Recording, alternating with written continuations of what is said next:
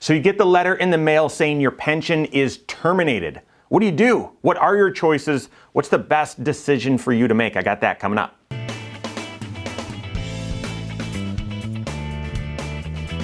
My name is Mike Bernard. I am the host of the Wise Money Show. I'm also one of the certified financial planners right here at Korhorn Financial Group. Welcome to this channel. If you are new, hit that subscribe button, turn on notifications, and smash that thumbs up button.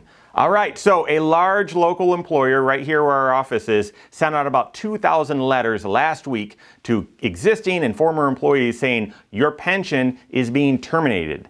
You've got a few choices. Please make an election soon and submit this paperwork and blah, blah, blah. However, this is one of the biggest financial decisions these folks are going to make in their entire life. And I fear most of them are going to be making this decision on a whim, based on emotion, not based on how this decision impacts all 6 areas of their financial life. More on that later, but what are your choices when you get this news that your pension's being terminated? What are your choices and which is the best one? I'm going to hit that at a high level right now. This local employer said basically there's 3 options, but I'm going to make it a little bit bigger. There's really 5 choices that you have, okay? Some are good, some are bad. You've got to make the best decision in the context of your overall financial plan. But I'm going to share my opinion here with you right now.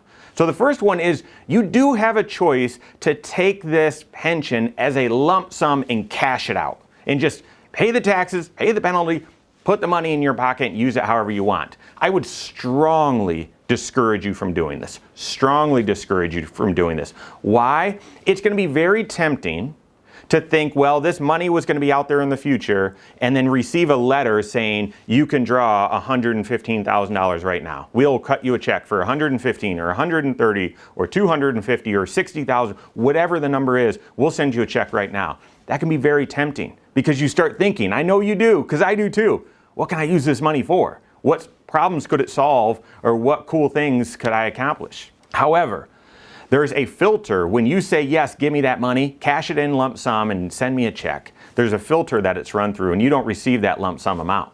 That filter is called taxes. Taxes, that's right. So you've got to pay taxes and sometimes a penalty on that. And all this pension money, it's never been taxed. And when you say, give me the money, cash it out, they're going to tax it as if it's ordinary income, just like you earned it. So let's say, for example, your lump sum would be $100,000 and you think, well, geez, $100,000, that can go a long way. That could solve a lot of problems right now. Yep, I'm going to cash it out. I wasn't even thinking about this money anyway. I'm going to cash it out. Give me the money.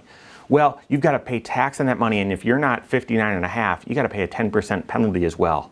So even though you might say, hey, give me 100, you end up with 60,000, which is an enormous haircut. Think about that. And you might say, well, I wasn't even planning on that money, but giving up 40% for many people, 40% of this retirement resource, giving up 40 grand in this example I'm making up, that is just excruciating. That is excruciating. So I would resist the urge to take a lump sum and cash this money in. All right? Another choice that you have is to take a lump sum but roll it into your 401k. Oftentimes you can do that. If the company if you're still working there, if the company has a 401k, you often have the choice of taking a lump sum but rolling it into a 401k. Well, I like that because you do avoid the taxes. That's a tax-free or tax-deferred, I should say, choice, where the money is not taxable and just moves from the pension account directly into the 401k. The problem there is, what if you are no longer working there? Well, then that wouldn't be an option. But number 2, if you are working there, you're limited in your investment choices within your 401k. And as a certified financial planner, serving lots of folks, I get to look at their 401k plans. Many 401ks are inadequate as far as your investment choices. So to take this enormous retirement asset, this pension, and move it into a 401k where your choices are extremely limited, I like that it avoids the tax temporarily, but I don't like that you have very little flexibility with that money. The one that I often recommend is that you take a lump sum and you roll it over into an IRA, an individual retirement account. Now, this is also a tax-free move or a tax-deferred move, so moving it from the pension, pre-tax, into a traditional IRA, that is also pre-tax. So there's no tax in that in that transfer. But then within your IRA, you've got all sorts of investment choices. All sorts of investment choices. And you can invest those dollars really conservatively if that's appropriate for you, or very aggressively, or in index funds, or in different individual stocks, whatever your overall investment strategy is. And you've heard me talk about that and how important that is, especially right now, needing to have an overall investment philosophy and having different strategies that complement each other. That's going to be extremely important. And within that lump sum option, rolling it to an IRA, you've got that choice. You can transfer it to an IRA, avoid tax, avoid penalty, and then invest it however is suitable for you within an IRA. For the folks that we work with, and again, we do comprehensive financial planning. So we're looking at how this choice impacts all 6 areas of their financial life. Oh gosh, the vast majority, that is the best option, is to take a lump sum and roll it over to an IRA and invest it based on your overall situation. The last 2 choices are to continue to treat your terminated pension like a pension. One is to draw it immediately, and the local employer here, they call that an immediate annuity. So instead of taking a lump sum, you take it as a monthly payment, but you start that monthly payment now. I've never recommended this to anyone. Of course, the decision, it certainly depends on your overall financial situation, but typically you are giving up so much. Your monthly payment is such a small amount that to justify, all right, let me just start it now with just a small monthly amount, I've never seen it mathematically make sense. For example, if the original pension, before it was frozen, before it was terminated, said at 65 you'll get $1,500 a month, now they might say, well, it's being canceled, your pension's terminated, and you can start drawing $300 a month right now. I've just never seen it mathematically make sense. So I wouldn't, if you still are going to treat it like a pension, I wouldn't draw it immediately. So then there's a 5th option, and that is continue to treat it like a pension, but I'll delay it. I'll delay drawing my monthly amount until I reach full retirement age or 65 or whatever the plan says. And in that same example, if it originally said, well, $1,500 is what you'll get, that was the original promise. Well, now that the pension's being terminated, they might say, well, now at 65, we'll only pay you $1,000. And you've just got to determine, well, based on your overall financial situation, does that $1,000 or does that monthly income amount, is that the right choice for you in your overall comprehensive financial plan?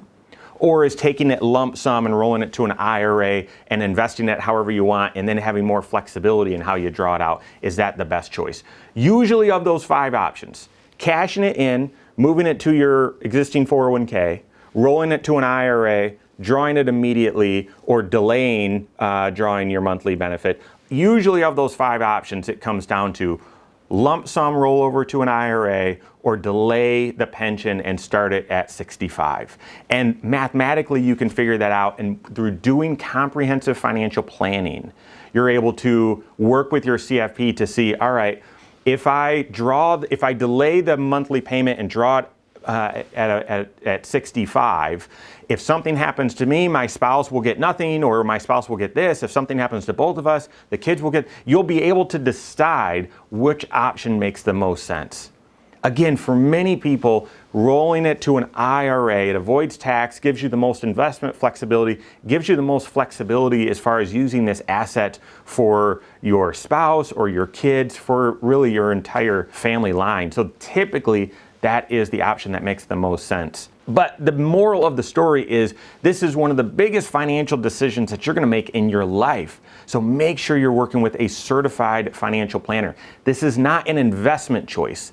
This is a financial planning decision. You've got to look at your overall financial life and say, what's the best choice considering how this decision is going to impact all 6 areas of your financial life. So if you're not already doing comprehensive financial planning, it's time to contact a CFP. So I would encourage you to do so. Contact a CFP that is doing comprehensive financial planning, or you can always contact a member of our team over at Korhorn Financial Group. You can find us online, Korhorn with a K, or send us an email, info@korhorn.com, or you can always call us as well, 574-247-5898. This is one of the biggest decisions that you're going to make in your life. And as I mentioned in last week's video about the pension crisis, I think we're going to see more and more of these companies say, listen, we're freezing, we're terminating the pension. Here, you've got a big decision to make, and it's important that you make the very best decision for your situation. All right, there you have it. Go out and take your next wise step in your financial life.